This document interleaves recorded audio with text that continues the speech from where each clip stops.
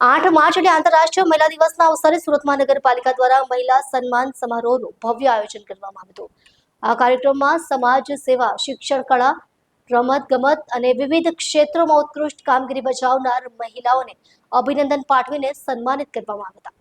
મહાનગરપાલિકાના સભાખંડમાં આયોજિત આ કાર્યક્રમમાં શહેરના મેયર, કમિશનર સહિતના વરિષ્ઠ અધિકારીઓ અને મહાનુભાવો ઉપસ્થિત રહ્યા હતા। આ પ્રસંગે મોટી સંખ્યામાં મહિલાઓએ ઉત્સાહભેર ભાગ લીધો હતો। કાર્યક્રમનો મુખ્ય ઉદ્દેશ મહિલા સશક્તિકરણ અને મહિલા શક્તિનો સંદેશ પહોંચાડવાનો હતો। આ સમારોહમાં સમાજના વિવિધ સ્તરે નોંધપાત્ર યોગદાન આપનાર મહિલાઓને મંચ પર બોલાવીને તેમના પરિશ્રમ અને સમર્પણની પ્રશંસા કરવામાં આવી હતી।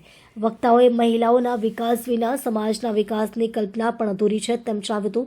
આધુનિક યુગમાં મહિલાઓ દરેક ક્ષેત્રે પુરુષોને ખભે ખભા મિલાવીને આગળ વધી રહી છે અને પોતાની ક્ષમતા સાબિત કરી રહી છે તેમ વક્તાઓએ ઉમેર્યું હતું। મહાનગરપાલિકા વતી તમામ મહિલાઓ પ્રત્યે આભાર વ્યક્ત કરવામાં આવ્યો હતો અને સમાજમાં તેમની ભૂમિકાને વધુ મજબૂત બનાવવા માટે સંકલ્પ લેવામાં આવ્યો હતો। આ કાર્યક્રમ દ્વારા મહિલાઓને પ્રોત્સાહન અને પ્રેરણા મળી હતી અને તેમના અમૂલ્ય યોગદાનને બિરદાવવામાં આવ્યું હતું। ચાલો બેન, આપનો પરિચય। મારું નામ સોનલ સંજય દેસાઈ, સાંસ્કૃતિક સમિતિ ચેરમેન અને વોર્ડ છના કોર્પોરેટર। આજે સાયન્સ સેન્ટરમાં શું કાર્યક્રમ રાખ્યો કોર્પોરેશનના સંસ્કૃતિ સમિતિ દ્વારા?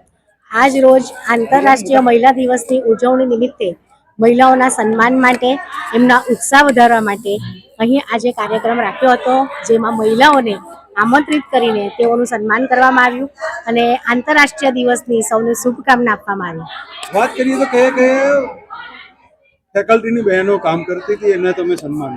હા, રમતગમત વિભાગમાં, કલાના વિભાગમાં, પછી એવરેસ્ટ પર એક બેન 73 વર્ષની ઉંમરે એમણે સર કર્યું હતું, તેમનું સન્માન કર્યું અને 95 વર્ષના સિનિયર બેન જે એક્ટિવ હતા એમનું પણ અમે સન્માન કર્યું, કોર્પોરેટરોનું સન્માન કર્યું, ચેરમેનશ્રીઓનું સન્માન કર્યું।